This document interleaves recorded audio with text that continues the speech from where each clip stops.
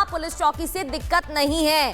संभल police चौकी विवाद में ये बड़ी खबर सामने आ रही है, जहां हलफनामा मुस्लिम परिवार ने पुलिस को सौंपा है और इसके साथ ही उन्होंने ये भी कहा है कि संभल पुलिस चौकी का जो निर्माण हो रहा है उससे परेशानी नहीं है। तो लगातार इस पूरे मामले में विवाद देखने को मिल रहा है और हिंसा की खबर सामने आई, जिसके बाद से संभल चौकी यानी कि इस पुलिस चौकी का निर्माण हो रहा था, सत्यव्रत चौकी का निर्माण हो रहा था, जिसको लेकर भी विवाद की खबरें सामने आ रही थी। बताया जा रहा है कि फिलहाल परिवार ने पुलिस को हलफनामा सौंपा है और साथ ही ये भी कहा है कि उन्हें इस बात से परेशानी नहीं है। मुस्लिम परिवार ने ये भी कहा कि ये जमीन सरकारी है और पुलिस चौकी से उन्हें दिक्कत नहीं है। दूसरी ओर आपको बता दें, सत्यव्रत चौकी को लेकर लगातार विवादों की खबरें सामने आ रही थी, जिसको लेकर कहा जा रहा था एक तरफ जहां हिंदू संगठन की तरफ से कहा गया कि ये जमीन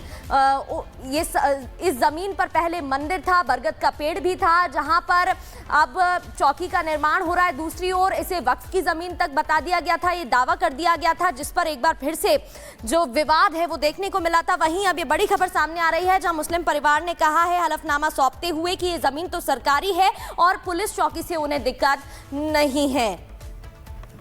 तो विवाद से जुड़ी एक खबर, मुस्लिम परिवार ने पुलिस को हलफनामा सौंपा। मुस्लिम परिवार ने कहा जमीन सरकारी है। मुस्लिम परिवार ने यह भी कहा कि पुलिस चौकी से दिक्कत नहीं है। इस जमीन का मालिकाना हक रखने वाले जो परिवार है, मुतवल्ली के बेटे ने पुलिस को एक शपथ पत्र भी दिया, हलफनामा सौंपा है, जिसकी तस्वीर आप टीवी स्क्रीन पर देख रहे हैं। उसमें लिखा गया है कि पुलिस चौकी बनाई जा रही है, वो जमीन उनकी नहीं है बल्कि राजस्व की संपत्ति है, सरकारी संपत्ति है, उन्हें इस विवाद से कोई लेना देना ही नहीं है। ये बड़ी खबर आपको बता रहे हैं, जहां इस जमीन पर विवाद देखने को मिल रहा था और एक के बाद एक बयान सामने आ रहे थे। डीएम और एसपी ने क्लियर भी किया था, ये बात स्पष्ट की थी कि ये जो दस्तावेज, क्योंकि वक्फ का भी मुद्दा यहाँ पर उठाया जा रहा था। और अब इस बीच ये बड़ी खबर, तो संभल में पुलिस चौकी पर सपा ने सवाल उठाए हैं। ये बड़ी खबर आपको बता दें, संभल में पुलिस चौकी पर सपा ने सवाल उठाए।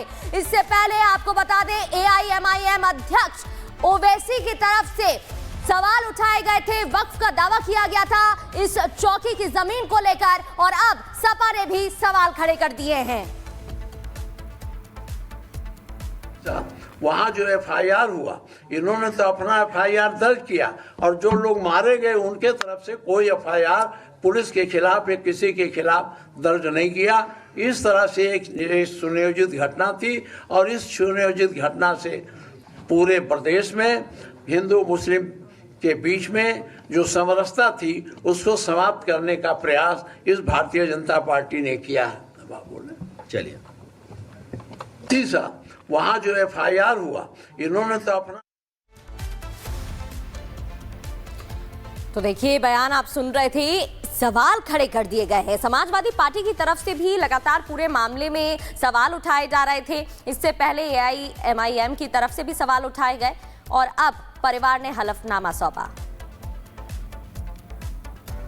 और जिन लोगों की जान गई है, ये दंगा नहीं है, ये प्रशासन की गोली से गई है जान।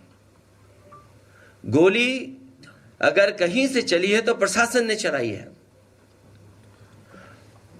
आज भी कोई सच्चाई नहीं जानता है कि आखिरकार जिलाधिकारी या वहां के बहुत सारे वरिष्ठ अधिकारी उन पर दबाव क्या है, किस कारण ये इस तरीके का काम कर रहे हैं जो अनडेमोक्रेटिक है, अनकॉन्स्टिट्यूशनल है।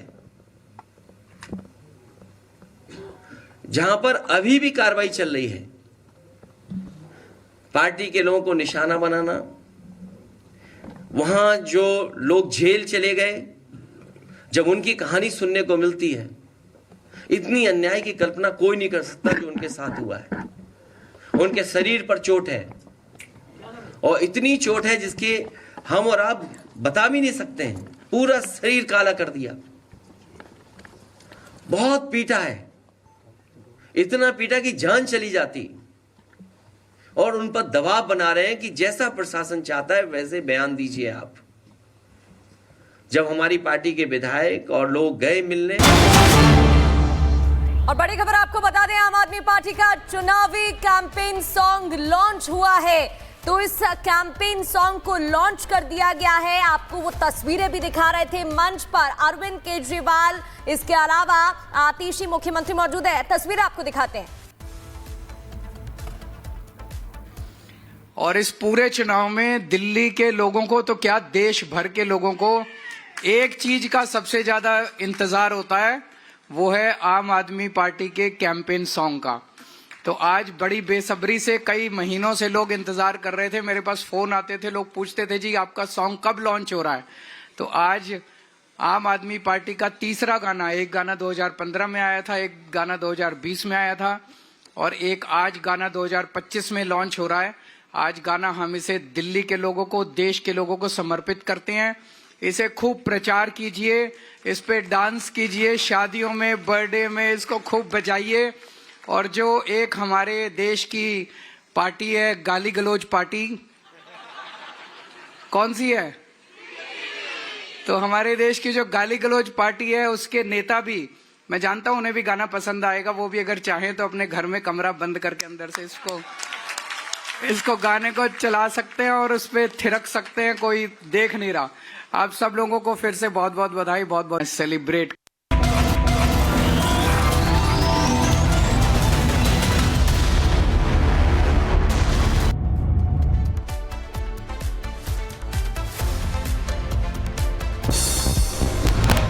दिल्ली चुनाव को लेकर के आम आदमी पार्टी ने जारी किया कैंपेन सॉन्ग, फिर लाएंगे केजरीवाल का दिया नारा। गाने में दिल्ली के विकास को दर्शाया गया।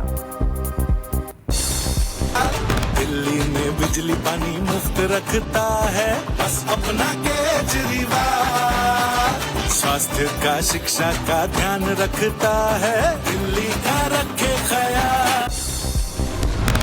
दिल्ली विधानसभा चुनाव की तारीखों का कुछ ही घंटों में ऐलान। दोपहर 2 बजे प्रेस कॉन्फ्रेंस करेगा चुनाव आयोग। नहीं भाई, आज 2 बजे अनाउंसमेंट है इलेक्शन का दिल्ली के, तो आप उस पर देखिए।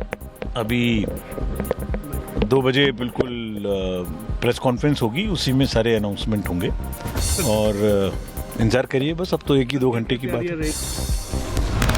दिल्ली विधानसभा चुनाव की तारीखों पर सूत्रों से खबर, 8 या 9 फरवरी को मतदान संभव, 15 या 16 फरवरी को भी हो सकता है मतदान। वीरेंद्र सचदेवा ने अरविंद केजरीवाल पर गंभीर आरोप लगाया। कहा कि केजरीवाल ने अधिकारियों को धमकाया, अवैध निवासियों की वजह से जीत रहे थे केजरीवाल। पिछले 3 महीनों से हम बार बार इस बात को कह रहे हैं कि दिल्ली के मतदान को प्रभावित करने की कोशिश अरविंद केजरीवाल और उनकी सरकार कर रही है। दिल्ली चुनावों को लेकर आप मंत्री सौरभ भारद्वाज का बीजेपी पर हमला। कहा चुनाव को लेकर के बीजेपी की कोई तैयारी नहीं। भारतीय जनता पार्टी का जनता के बीच में कोई नैरेटिव नहीं है, कोई प्रोग्रेसिव बात नहीं है, कोई चुनाव की तैयारियां नहीं दिख रही हैं। कहीं ऐसा ना हो कि ये एमसीडी के चुनावों की तरह दिल्ली विधानसभा के चुनाव टाल ना दे। बीजेपी सांसद बांसुरी स्वराज ने किया जीत का दावा। बोली दिल्ली के लोगों को है बीजेपी पर भरोसा। दिल्ली की जनता ये जानती और पहचानती है कि डबल इंजन की भाजपा की सरकार का जलवा दिल्ली में जब होगा तो दिल्ली प्रगति के पथ पर अग्रसर होगी। बीजेपी प्रत्याशी रमेश बिधूड़ी ने